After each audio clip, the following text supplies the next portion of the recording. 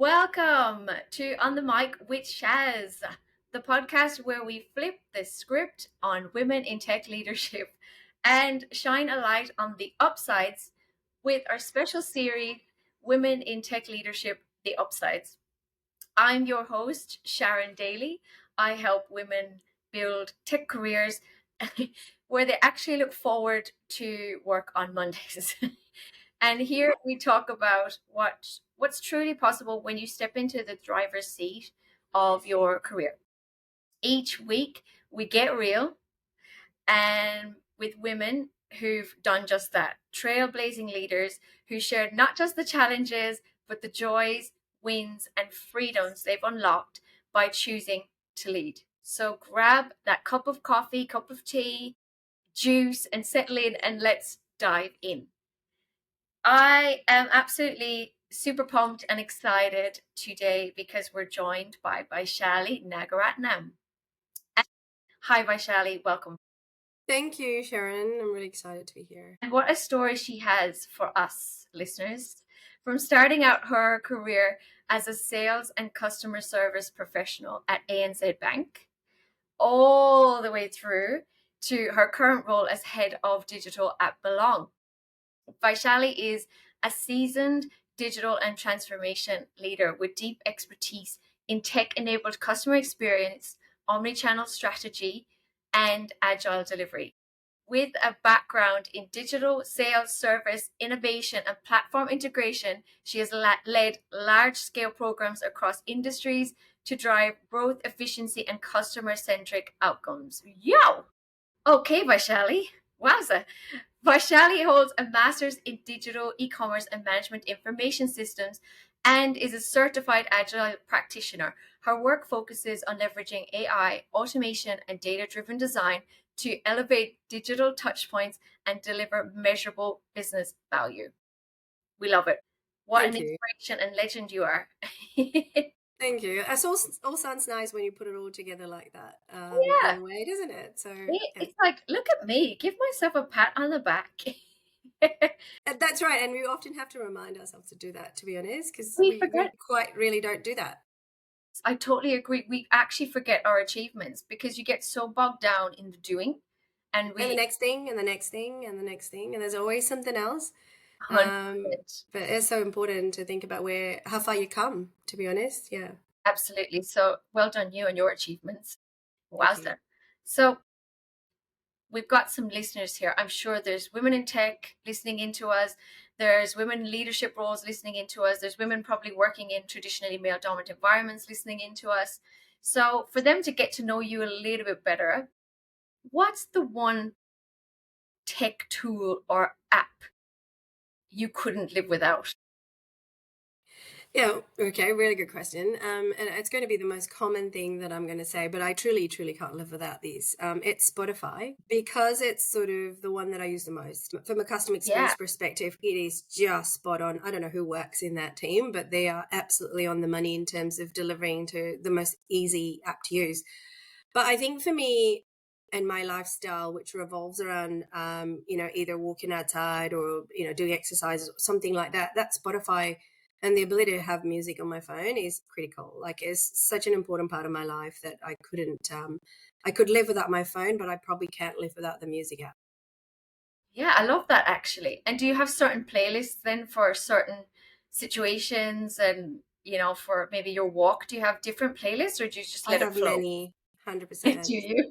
And they cross language boundaries and all sorts of other genre boundaries. And it's a mixed bag, and I take it very seriously, my playlist. Oh, I love it. Yeah. I've actually got one I call it holiday vibes, but what it really means is when I'm having a tough week or, it's a bit challenging as we all Yeah, have. I yeah, put this on and it switches me back in. And I also play it when I'm in the shower because it gets me back into that mindset of, oh, you know what? It's not that bad. It's not as bad. I'm just yeah, trapped in my challenges in my mind. And this yeah, pulls me back again. It's yeah. amazing how music can It just bring you is around. So 100%, and people use it differently, to motivate, to calm down, to de-stress, to enjoy in different ways. And yeah, it's to each its own. but it's definitely has a big part of has a big place in my heart and my life. Yeah, love that. And I'm the same as you. And I think I couldn't live without really simple my notes in my phone, just my notes. I Yeah, reckon there's about 120 notes in there. Because when I'm on the go and an idea comes into my head, it goes into my, yeah, you know, yeah. so I couldn't Well, I live. hope you file it in a way that you can find it, but I do. And it at has a least you got search it on function paper. because it's Yeah, updated now. It's got this search function in it, so I can yeah. actually search things in my notes to find it. I aim to tidy it up once a month, every month, but you know, in that world of next and Yeah. autopilot, sometimes I do forget. Yeah, Well, when you introduce the AI to your note taking, I'm sure if you ask it to give you the most important thing you need to know in whichever angle in the future, it'll do the job. As long as you got it in there, you'll be able to find it. absolutely. That's the Yeah. world of AI now. Helps us with our notes. It helps us with everything. Yeah. So another kind of insight into Vaishali. What's your morning ritual that kind of sets you up for a good day?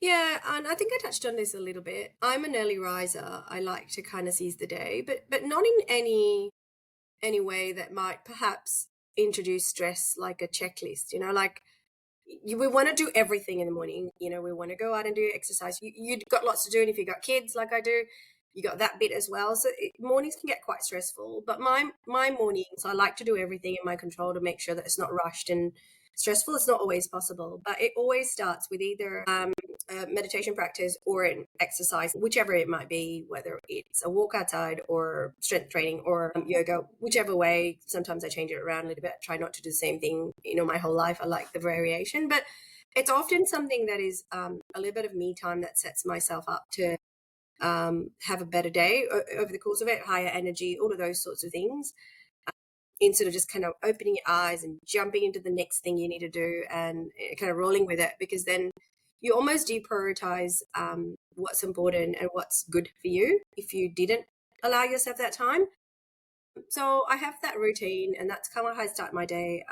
Obviously, after having a cup of coffee, which is the first thing I do when I open my eyes. But I'm generally an early riser. I like to wake up earlier to get the most of the day.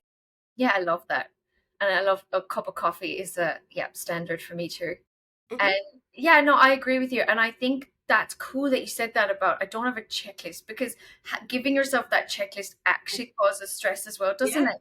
Because yeah, you feel like you've let yourself down then if you don't adhere to it. yeah, And yeah, I've realized over time, I don't know about you, but I've realized over time to give myself grace that, yeah, if I don't do my exact plan, now what I do realize though is sometimes I'll know that plan works, like I'll journal. So my thing is to write in the morning, and it takes 5 minutes. But sometimes I get in that mindset of I'm busy, there's too much going on. And then I'll realize my day won't go the same and I'll wonder why. yeah, And I'm like, yeah, I could have taken that 5 minutes to just set yeah, myself up. But then I yeah, decided to give myself grace because I'm like, some days I'll get it, some days I won't. And that's okay. Give myself grace, bring myself back around to that place again yeah, and do my yeah, journaling and I'll get back there. But sometimes yeah, you just have to you just have to accept it. It is what it is and give yeah. yourself some grace and patience, I would say. What do you reckon? 100%, 100%. And I think allowing yourself to choose that pace in the morning, some days are not going to be like the other. It is a balance between discipline and when you cut yourself the slack versus when you actually don't, because let's face it, there's going to be lots of days that you feel like I'm not going to get out of bed at this time because there's no way I'm going to do anything, but then it can become a habit that you always look for an excuse. So it's a fine balance between holding yourself accountable to the things that is good for you, but also not sort of crossing that line where you're making it almost like this rigid checklist that almost like a punishment to yourself. And don't try to overdo it. Like if you could only do the one thing, then that's fine. Prioritize it and then enjoy it. If you're doing three things and it's going to take you all this time, but you're really kind of half cooked and enjoying them, then there's really no point in doing three. You might as well do the one and do it properly. Yep, absolutely. And Yeah. sometimes when I look at like when I used to look at my day, when I used to look at my day, all this list of things to do, and I used to panic and I get overwhelmed. But then I said to myself, what three things out of this, if I get done by the end of today, I'm going to love my life. And then Yeah. I'll focus all in on that. And then anything that comes in around it, like emails or texts or, you know, WhatsApp messages, or I'll just put them to the side and say, when this task is done, I'll then look at that for 30 minutes and Yeah. I'll come back to my next task. And that's what you have to do. And it's a kind of a, it's, if you get yourself into that little habit, but then again, Yeah. give yourself the grace when you dip in and out. And I think accepting the dip in and out, but as long as you don't make it a habit of the Yeah. exclusive, Right. like you said, yeah, The yeah, discipline versus the, what's real for yourself at that point in time, and allowing yourself that grace. It's a balance, like everything else. balancing act. But it's a really good one, because people tend to sort of go to the side of over, like extremes. Either you're just making excuses for the next day and the next day and it never arrives, or you're kind of on the other extreme where you've got all of these things you got to do, otherwise you're almost guilty all day, and you feel a sense of failure all day, which isn't good either. So you just got to find that sweet spot where your frame of mind is the enjoyment of the activity for your own well-being, and you feel good doing it. And if you don't, then you just have to consider, what is it that you're not doing right, perhaps for Yeah, that morning. Obviously, some people have big commitments in the morning, with the kids' school routines or other things. Often these things have to take a step out. It doesn't mean you have to do it in the morning. You could do it in the night. exactly. Um, Yeah, so I think you need to have that flexibility, and also allow yourself the time, but as long as you do them in some way. yeah, 100% agree. Yeah, and look, while we're on morning rituals, I think also I've made a habit for myself to say, instead of, oh, I have to do this and I have to do that, it's the blessing of I Yeah, get to do that. yeah, And if those things were taken away, that have to scenario, you'd be like, oh, why was I saying that? I'd give anything to have that now. yeah, So I yeah, think switching from that, oh, I have to do this, to I get to do this, is so good. And also yeah, setting intentions for the day. Again, yeah, aligning with morning rituals. I think sometimes when we start the day with, oh my God, I bet today the the kids school bus is going to be late, or I'll be stuck in yeah, traffic, or the kids are going to be sick, or I'm going to be sick, or I yeah, bet this is going to happen. I bet this meeting's going to go like this. If you start your day like that, it's yeah, almost like, well, get ready, because that's how potentially your day is going to go. If you start your day with, I'm going to have the best meeting, kids are going to get up on time, no one's going to yeah, be sick, everyone's healthy. yeah, If you yeah, start like that, the day is yeah, likely to go like that. yeah. Don't imagine the things that could go wrong before they go wrong. Because it's all in here, really. It's not actual fact, is it? Yeah, of course you'd have to do some planning and organizing, and not kind of wing it, by the seat of your pants. But yeah, sure. Don't imagine those things that haven't happened, and set yourself up for success as best as you can. Start your morning in that manner. If nothing else, just with the mindset. Absolutely. Right. So you have an extensive career here, which I did chat about at the beginning. So Mhm. what do you love most about being in a leadership role in tech? Yeah, I've actually thought about this in a few different ways as I thought about what I want to do in life, and what my career path would be. So I have reflected on this in quite different ways as well. And when you start off, there isn't a guidebook, and often it's always about this linear path upwards with titles, roles, and then the money that comes with it. And that's how you were programmed or thought to think. But as I kind of matured, or had different roles or gained experience in whichever way, and it's always endless. You never get to a point where it's done. You reflect on, why is it that you are here, and what is it that you enjoy. And let's face it, leadership isn't for everyone. Some people thrive, some people just don't, and you have to recognize that first. Because if you're simply in it for the title or the money, or just the fact that you think that's what's expected of you, then you're going to have a really miserable time standing up there and leading people. Because it's not easy to lead people, because you're dealing with personalities, behaviors, emotions, and their own thing, right? And it's professional as well. So you don't know enough about them to be able to do all of it. So in my own personal experience, but the thing that I really think about often is the ability to, if I used an analogy perhaps, is to drive a bus. And how many people do I want to put in there, pretend it's my team, and take them to a destination? And the destination isn't always, planet Mars or something grandeur or anything like that. It's just small stuff that you would be thinking about. And how do I want them to experience the ride? And how do I build a capability so that one of them can drive the bus one day? or perhaps do another role in the bus and make it enjoyable for the collective. Because let's face it, leadership isn't about just you running your marathon or your race. It's about how you take people along that journey to get to the other end. So a lot of it is capability building, collective outcomes. How might you think kind of sideways, not just upwards or in any particular way? And it's to really instill the growth mindset in people. Like, I mean, the word's used a lot in recent times if you've ever been to a leadership course, but it really is how you're going to expand the thinking, the skill, the capability, and the enjoyment and the fun that those people who you're leading actually are going to experience. And that is your job. And that's the bit that I enjoy the most, that collective community, but in a work, a team. How do you get there from point A to point B? And how do you make sure you're harnessing capability and building each one of them for kind of a win-win situation? So everyone is winning on the other end. So you feel accomplished, you feel satisfied, you feel contentment, all of those things come along with it. Now, that's kind of the thing that I thoroughly enjoy. I really do enjoy that. I thrive in that. My energy levels are so high. I usually can tell with my energy levels if I'm feeling kind of up there, like as if, I've had a big party and I'm up there with music. If I feel that way, I know I'm winning because I'm doing something that I feel, and my team feel that way. That's why I enjoy in leadership. I want to be on your bus. Put me on your bus. No, I love that. Like your passion really shines through. Like that's just wonderful and refreshing to hear.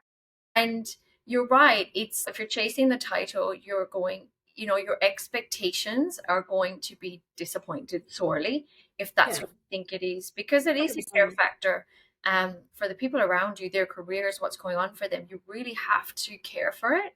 And Yeah. I love that analogy of on the bus and the outcome and the journey and all together. Like And the learning that happens for everyone, yes, albeit slightly differently. Like someone could learn a skill, someone could learn a behavior, someone could learn something about themselves. But in saying that, the corporate world that we're used to opens more doors for you with titles, but it's certainly 100% not the only way. It's just not. I think there's quotes about, the highest paid person in an organization doesn't sit up there. They sit, 5 steps down from the CEO. That there is actually a large organization that has this example. The most influential person in an organization isn't always, a CEO or managing director, or not even an executive. It could be someone else whose opinion is the most valued. So there's so many examples of this in the world if you have a look at it. But I'm not going to deny that, yes, the title opens doors for you that perhaps you don't have when you don't. But it is something that you can use to your advantage as well. yeah, but again, like you mentioned before, it doesn't have to be that linear path. There's No, so many, when you open up your mind, there's so many different directions and paths. And this is what I 100%. find I'm like in my coaching sessions with women in tech, this comes up a lot that we're reprogramming what we think is the path. And then Yeah, when they're tapping in, like you've tapped into your authenticity, your values, what your purpose is, what you love. That's why your energy and how you feel, it's your intuition telling you.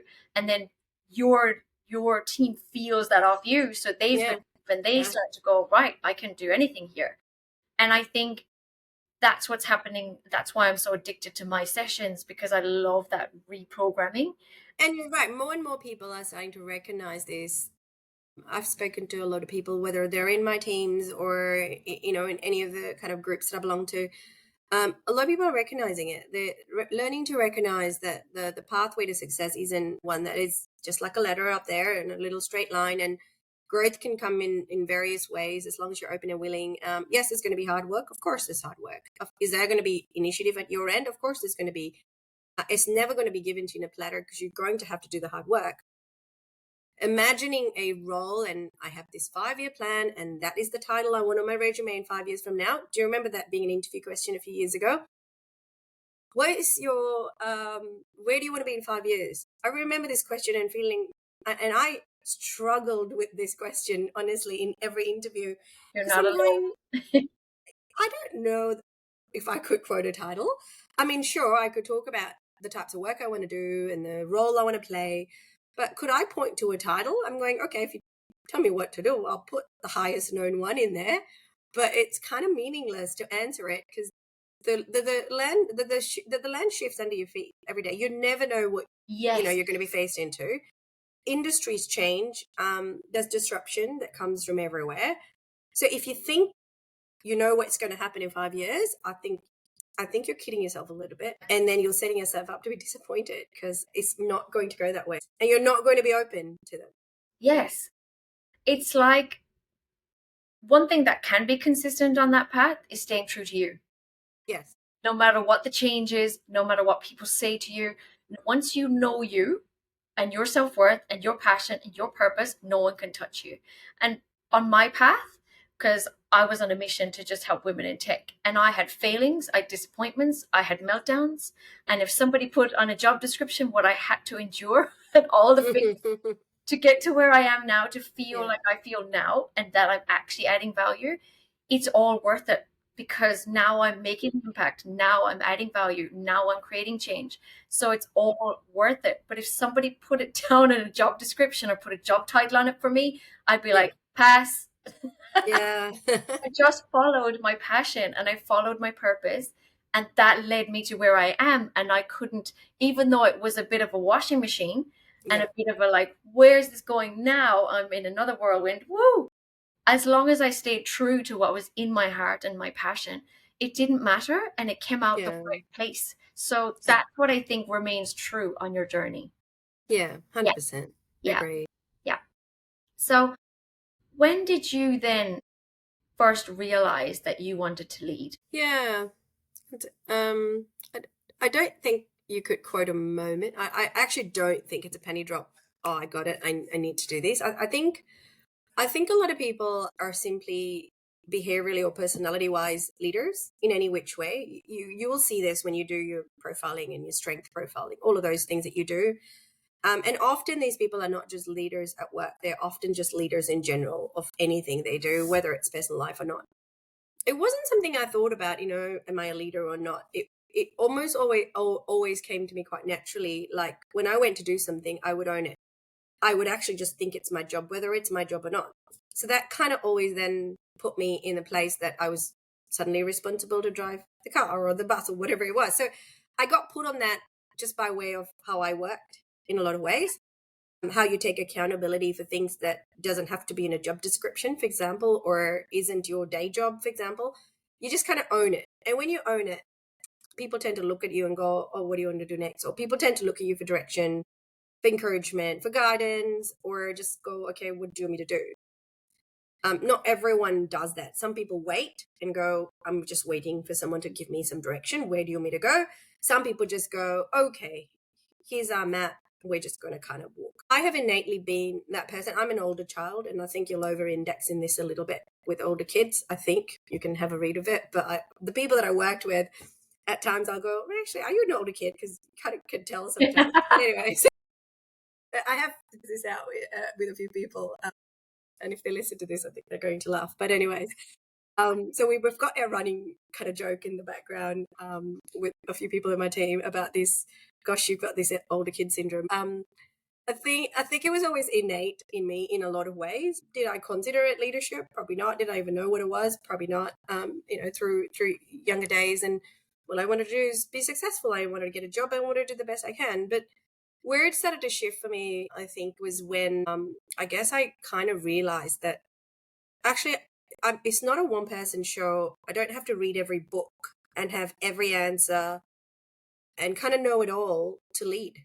I can actually just take all of the goods because there's so many people with so many bright ideas and their own area of expertise, but it's the putting together in a way that can translate that for all of them is where I thought that I do the best work. And that is my strength. And when I recognized that was my strength, whether it's transcribing someone or translating someone or synthesizing what they all said or coming or collectively challenging to say, that doesn't sound right. It's that process. And just by virtue of the roles that I did to deliver the right outcome to customers, particularly in the tech world, it was almost a natural thing to do because in your role, you have to listen to people who come from all walks of life, some engineering and testing and BA. People are going to come at it from their own view of the world. but then you'll need to pull it together and then translate that to something meaningful. And often that meaningful thing has to be meaningful to the customer or the business, something tangible like that. And that almost was a bit of a natural thing to me. And I started to really enjoy that. And that's when I thought, okay, well, this is interesting because, I'm a cross-functional leader. These people don't report to me, but I am leading the outcome because at the end of the day, I'm taking all of this, putting it together, and then deciding how it's going to land. This was actually probably only maybe in the last 10 years or so. And it's particularly relevant when you do the job of product owner, to be quite specific about when people are thinking about career path, just to be helpful. So when you do that role specifically in digital and tech, you will find that you would innately fall into a leader, whether you have direct reports or not. Don't worry about all of that. The idea is if you're an owner, you have that owner's mindset and you're getting the accountability to ship something or deliver something. That's kind of when in that role, particularly, it was very clear to me that that is what I enjoyed. And I do it quite well just by the fact that I do not think that I've got all the answers and I look to build on everyone in the team. And I thought, geez, this is fun because I don't have to read all the books myself and know all the answers myself. This is just about taking on all the benefits, the strengths of the people and turning it into something. And that's my favorite part to date. Those were my favorite roles as well. I just get to do it in a different way now. But yeah, I still like to get in that space of creating things and getting the outcome that we need to get. I love this. Love it. Because in my sessions with women in tech as well, particularly when they're in that mid part of their career, they're kind of like, I want to be a leader, but I'm not ready. And I look at this person doing this and they have all these assumptions. And really what you just said there is like it's already there. Like you're already doing it in some form. Yeah, So I would 100%. gently kind of pull that out of them. And then they'd go, oh, I never looked at it that way. I never Yeah, had that perspective. And a lot of the women in leadership roles that I do coaching sessions with, it's common as well that they fell into it as opposed to there's aha moments, but there's also you're kind of flowing that direction naturally. yeah, However, it's certainly my career. I was flowing that way naturally, but I didn't realize I was very yeah, intimidated by people in senior level roles, super intimidated. And yeah, I just thought that was so far out there. And yeah. then when I realized I was doing it already by Mm. talking to people and, kind of coaching. In different ways, different Yes, scale, but same, yes. yeah. Yeah, absolutely. So you're right. Sometimes you're actually doing it already. Yeah, And we could be yeah, waiting to be prepared and waiting for this and waiting for that. But yeah, you were doing it already and enjoying it already. We're loving yeah, bringing people on a journey with you. And yeah. that's special, isn't it? Yeah, 100%. And I think a lot of people think that the people that sit in those roles have all the answers, and that's probably one thing that you need to, I guess, in self-reflect a little bit more, and the fear of not knowing enough. Don't get me wrong, you have to have the context and the content and the capability, right? So you're never going to be able to fly if you don't have the basics, and it's not just about talking the talk. You have to walk the walk, and for that hard work is yours. You have to upskill. You have to go out there and see what the world is doing. You have to do the hard work. But did you look at someone up there and go, that person, how much do they know? Perhaps I don't know enough. You don't have to be worrying about that because you need to know how you get there. You don't need to know everything there is to know, particularly in the day and age that we're in with AI. That part is changing in a way that none of us would have ever imagined. And use it. Don't be worried about it's going to take my job. But actually, if you can do all of that stuff where you no longer need to memorize things or know everything about everything, it's about you processing it, which is what the human mind's really good to do, and your reasoning and your logic. That's power, because why would you want to do something that a machine can do? You'd rather take it all and do something that your human brain's made to do. So I feel like we're in that point where the world is going to shift in a material way, perhaps equivalent to the time where the internet came out and we all don't have to use paper and suddenly we're using a machine. It's powerful. It's really powerful, but you have to embrace it without the fear of how if it's going to replace me or, Yeah. what am I going to do with it? Because people in those really, I mean, CEOs or executives in that role, no one knows everything. And the expertise will always come from people who are the experts. So some people choose to be the experts. They're deep, in a T-shaped environment. They're the leg, if you like. And some people are that top line. They dabble in a lot of areas, and leadership often sits in that top line. And you dabble a little bit. You'd kind of choose to be almost jack of all trades. You can be a master of one if you wish to. You don't have to be. You just need to know enough on how to get what you need out of those, the letter T, the legs of the T's. There's people that do that really well. Some people are just made to be fully experts, and you allow them to do that. Exactly. Yeah, exactly.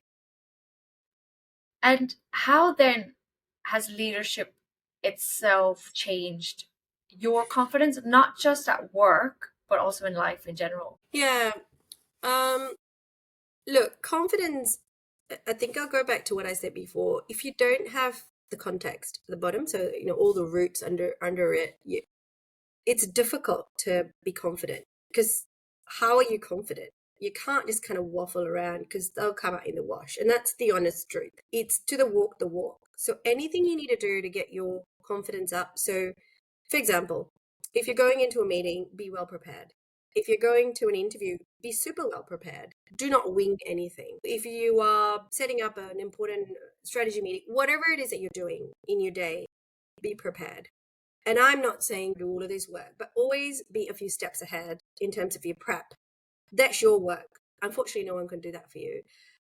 And once you do that, then confidence will come, because you're not going to be afraid of what questions might come, because you'll be able to get there, because you're not just memorizing things, you have understanding. And even if you can't answer something, you'll go, look, I've not thought about it in that way, but this is how I'll manage it. So you will be able to translate them in a way that is meaningful to the audience as well as yourself. So I think for me, in the early days, like I said, I used to be always afraid that I don't have enough of that information to be confident in meetings. So I'll go, oh gosh, I don't know about all of these things. And what if the questions come up about this? I didn't have the conviction in me to stand there and go, okay. And I still do. I will be super confident. I like public speaking, so I speak a lot. And I always don't use a piece of paper, because it has to be in my head, and I can then just tell the story and narrate the content, right? So that's me using the content I have. But for me to get to that point, I've had to do some work. Yeah. I've had to make sure that I've got it. Now, my confidence comes from the fact that I have that.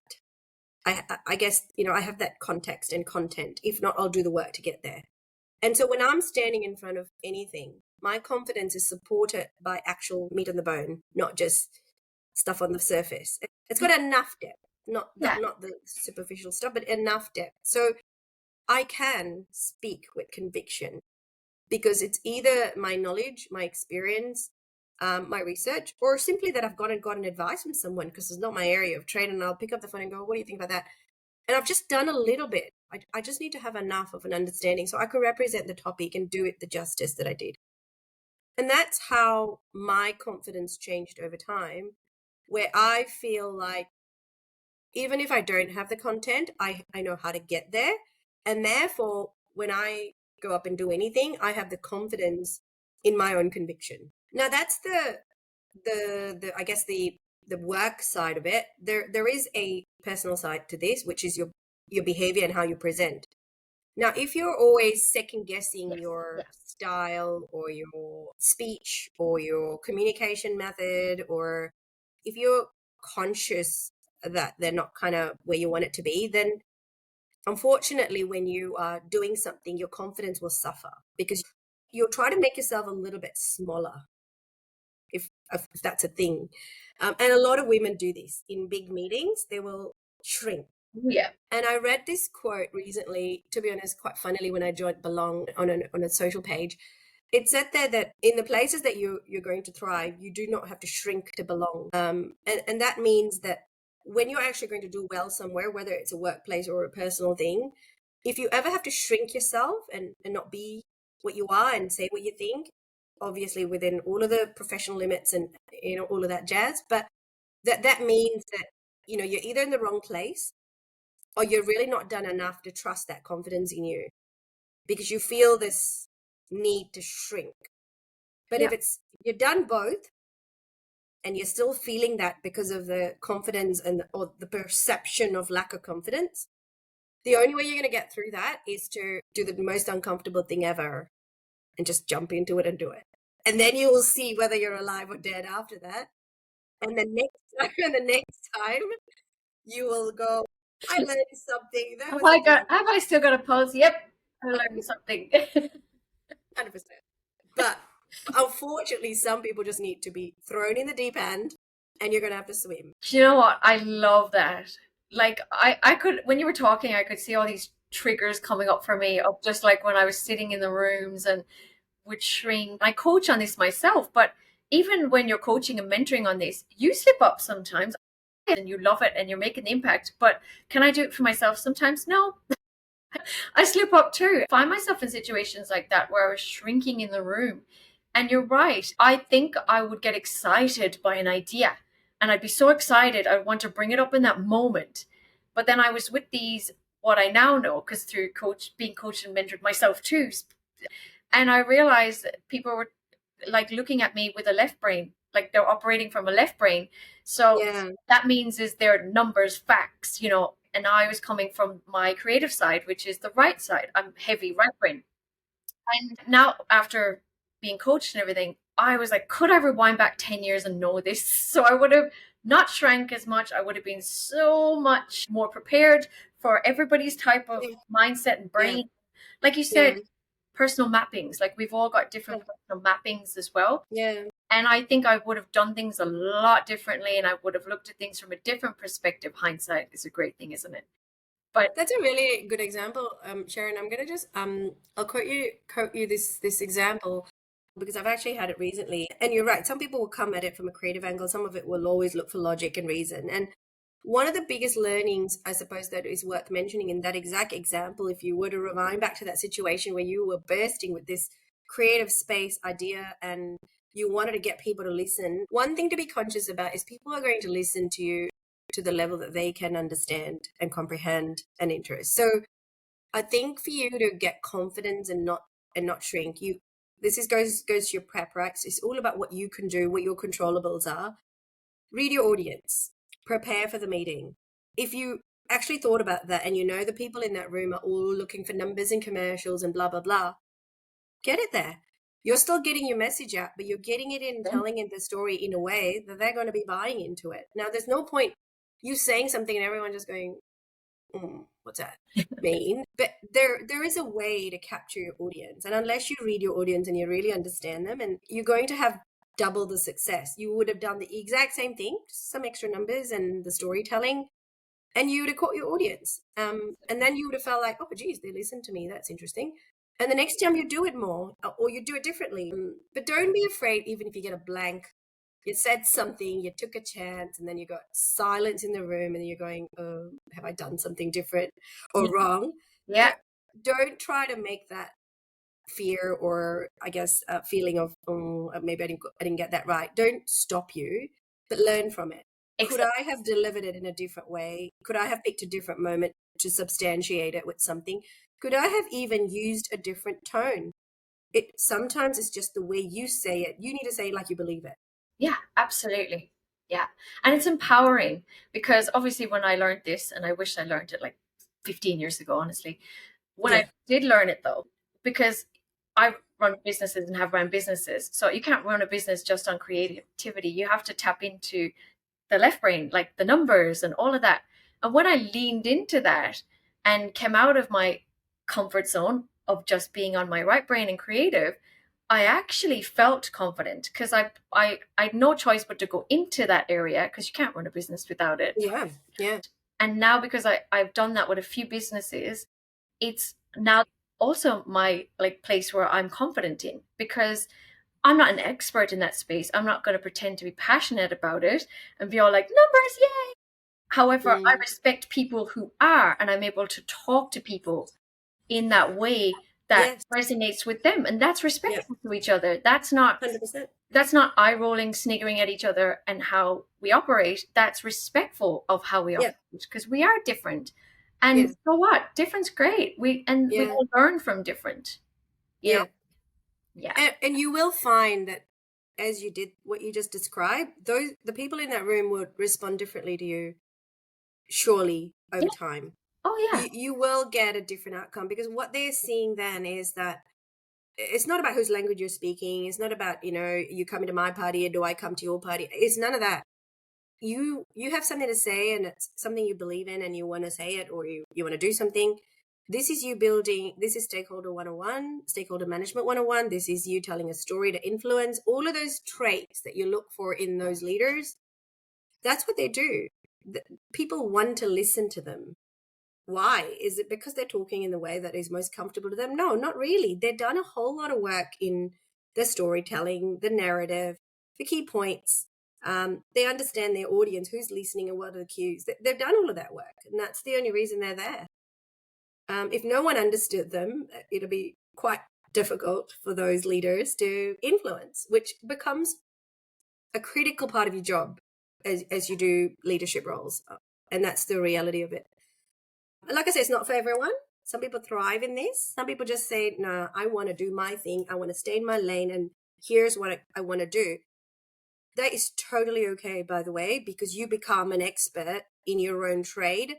That's right. You're the authority on it. Yeah. Stay there. Don't try to do everything against your grain. Yeah.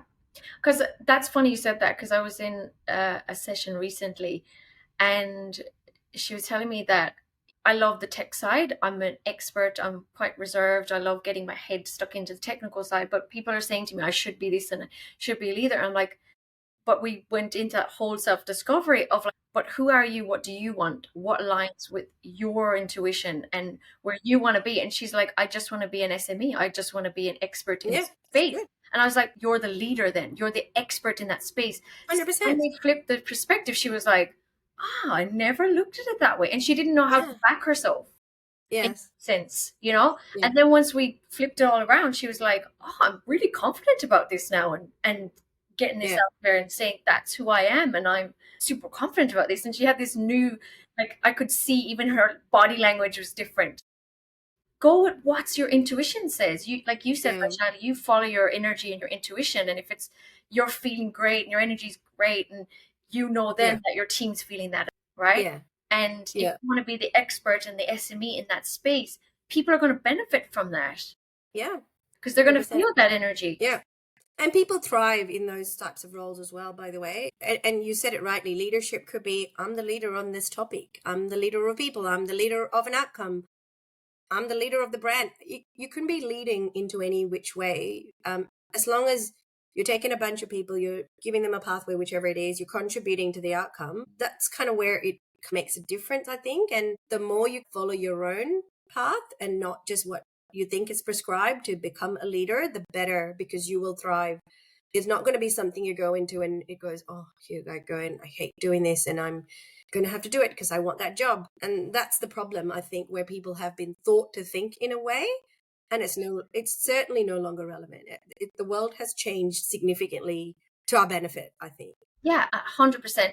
And that's why I wanted to talk about the upside so much, because we're in a new world, and sometimes you see in the media, they'll pull one story that happens, Coldplay concert, and then the media went nuts and we're like, oh, tech world is doomed and women are going to have a really horrible time. Yet I'm having conversations with women having the best time in tech. Oh, come on.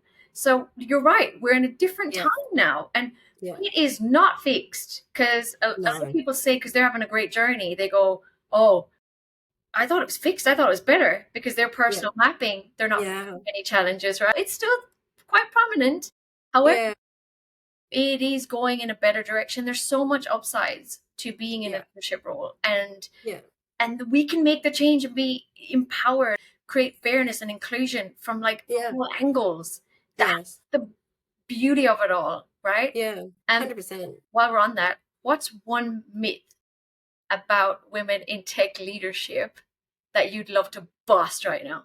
I have a favorite one, to be honest. When I first started out in tech and digital, I've worked with some amazing women, and if not for them, I just don't think I would have found the path. So I'll say that first as a kind of overarching thing, because these women were just themselves, and they made such an impact on my life. All through my career, I've had some amazing leaders who are women. But in saying that, and I started, let's say 10 years ago, I went into the world of tech and in a different part of tech. What I noticed was a lot of women, one-on-one will be different, but in sort of a broad meeting sense, they almost became a different person. And this probably a little bit more than 10 years ago, maybe 15 years ago. I sat in the meeting rooms and I'd just look at them and go, oh, it's not you. I don't know why you're talking or behaving or using a style that I didn't believe to be them at that point. And again, I was just observing because I didn't think that I would say anything. As I observed it, most of them were behaving in that manner to be taken seriously, is what I concluded, because they thought that the tone, the almost harshness, if I could say that word, an extreme amount of assertiveness, and that sort of a style, tone, like that would be what's required of them in those sessions, because they were trying to, perhaps, if I could quote, pretend to be a different person. That would mean that they would be taken seriously. That would mean that they would be, getting the opportunities because they are seen as a mean machine. Horrible. Players. Anyways, I cringe a little because I was like, it's not you, because I have been in meetings with you and you are not this person. Why can't you just be yourself? But the myth here is, Sharon, everyone thinks that you need to present as this hard, corporate, less human version of yourself because you're trying to be professional.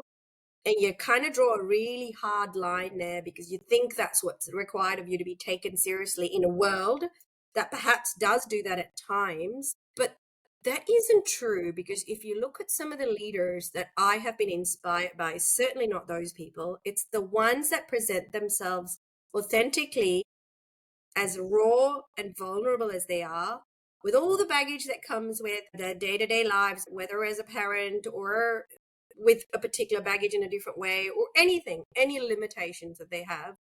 But they show up, they do all the hard work, but they are themselves, but they present themselves with the compassion and respect.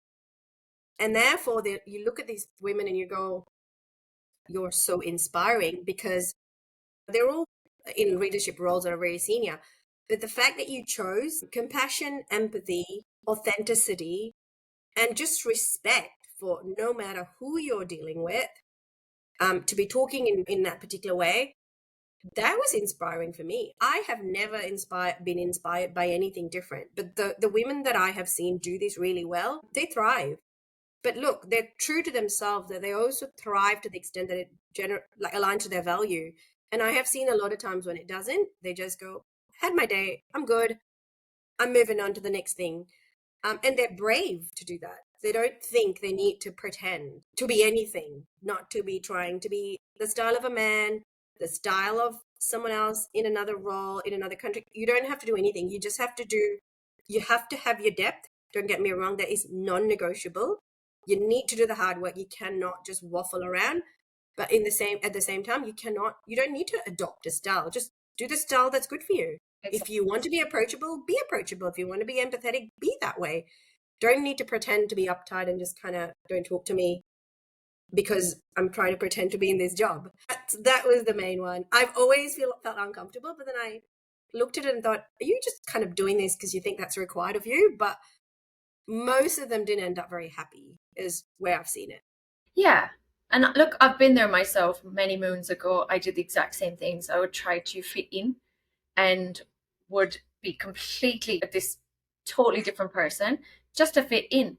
And now it's it kind of fits in where you work now, but belong, right? Yes, yes. Belonging is like you're accepting who you are, you're living as who you are, and people can just accept that or not accept that. It's okay, right? And that's what I think is the difference and of the fitting in is you're trying to be like them. And you don't necessarily have to. And I do a lot of my sessions around this and bringing it back to who you are, because I always say this, my biggest pet peeve was, particularly my career, was people would say to me, be confident, just be authentic. But sometimes you get knocked off your perch. Like I would have moments and times in my career where I'd be super authentic, super confident, and then I would get some leader come over the top of me and would absolutely just make me shrink again, and I wouldn't know why, and I couldn't figure it out. And so I had to Yeah. dive into that of who am I now, what's coming up for me now, what's causing this, and Yeah. how can I Yeah. navigate it, and is this Yeah. the right environment now, or should I move to another one? And that's the key, is don't be afraid, don't ever feel stuck in Yeah. situations like that, Yeah. stuck in environments. There's always Yeah. another way, there's always, 100%. yeah, yeah, Yeah. definitely. 100%. And I think that's important. Don't think that this is it and there is no other way of working. If something feels totally wrong, the gut in your gut, and you can feel it that strongly, then it's probably wrong. Yeah. Vaishali, for our listeners, just to conclude what we've been chatting about today, what's the most surprising upside you've discovered on your leadership journey in tech? Yeah, I think it's related to what we just spoke about. As I went through just going from fitting in and observing and shrinking and trying to find my space, the thing that I have been most surprised about recently is that when you ask for help, it'll find a way to help you.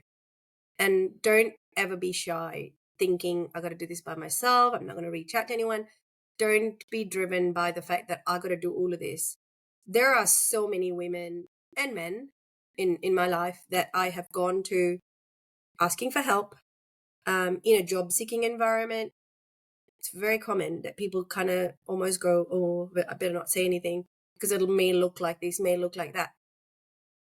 You always need to be open to asking for help. So things like mentorship, things like just coffee catch ups with people that you think you're going to learn something from them. Don't be afraid of asking, even in your day job. If you find, oh, I don't know how to do this, don't think it's just on you, because when you actually ask for help, there are plenty of women and men, to be honest. To be fair, I've had great leaders in both that are willing to come a long way to support you. And I think that is the most underrated thing in all of this, because that's how you learn, you grow, you build connection, but you just generally get help. Yeah. Because you're not going to be able to do all of it on your own. That's just never been the case. You reach out and use the community that you're part of, obviously with all the boundaries that professional environment requires you to do, but do it. Like, ask for help. The number of people that are willing has surprised me in so many ways. There was a point in time that I actually had 3 mentors or 4, and one was a guy, and 3 at the same time, because I used them all for different buckets. Yes. And one for a totally different line of work, one for style, one for inspiration, one simply to bounce ideas. And they were so generous with their time. They were so forthcoming with feedback and the ability to offer something that I needed at that time. It was really surprising to me, and I'm very grateful for them, of course. But they're out there in a lot of ways than you actually think. Yep. And because I found myself working in traditionally male dominant environments, and I think in a couple of those, I took some biases with me myself in my little backpack. I'm going into the next place, and these guys are just going to be like this. And then once I removed that and changed my perspective, the walls came down. Don't paint everybody with the same brush, and everybody's got their own personal journey. Let's just 100%. have respect for each other. Let's show up in good faith to meetings, remove all our biases. Just think about the outcome. What's the goal of that meeting Yeah. at the end of the day? Yeah. Who cares? Like, we're all on a different personal journey, a different career path. Let's put all of that aside and really respect each other's ways and how we show up, and have some common ground there, because we really can all, men and women, everybody, regardless of gender, can learn from each other. And that's Yeah. the beauty of it all. Yeah. And I think people don't use it because they think that the other person would either decline it or not be as generous or judge them or reject it altogether. Like, there'd be different things that you say to yourself, but I think you'll need to see past them in a lot of ways, and give them the benefit of the doubt, give everyone the benefit of the doubt as your starting position. No one is going to a corporate job with malice or ill intent. It's often just actions because they're driving on one road and you don't know what that is, and you're driving on the other, and there is no appreciation for what the other part is and how difficult that is. And so I think the more you lead or lean into the situation with that mindset, you will find that people are so willing to help you. People are willing to be cooperative. As long as you're always thinking about it from a big picture and a win-win situation, you would find that to be the case. And that is the most empowering thing, to be amongst people that are willing to support and help with no expectations. Yeah, and what I love is, even though, I predominantly coach and mentor women in tech, like that's solely what I do, that's my passion, that's just where I'm at, and my whole career has driven me there. However, I chat with men in tech all the time, and I love how much they know that, yes, we have more challenges, and they're Yeah. actually really respectful. So when you see in these headlines of we're doomed and this, it's like, hold on a minute, I've been chatting to these gems of guys in tech who just really get it and they understand where we're coming from. And it's has its challenges, yes, we're not going to take that away. However, there's just such a lovely journey we can choose, though. Yeah, 100%. Hey, Vaishali, what a spectacular conversation with you. Thank you so much for sharing not just the challenges, but also the reasons it's all worth it. The growth, Yeah. the impact, and those unexpected joys as well. Thanks, Vaishali. Thank you for having me, Sharon. Absolutely. And for all of you listening, I hope this has helped you see just how many upsides there are when women like us step into leadership roles in tech. If this resonated, please share it with another woman in tech who needs to hear these stories. And don't forget to subscribe so you can catch our next episode. We've got more incredible guests lined up, and I can't wait to share their journeys with you. Until next time, keep pushing for the change you want to see, and know you absolutely deserve a seat at the table. See you next time.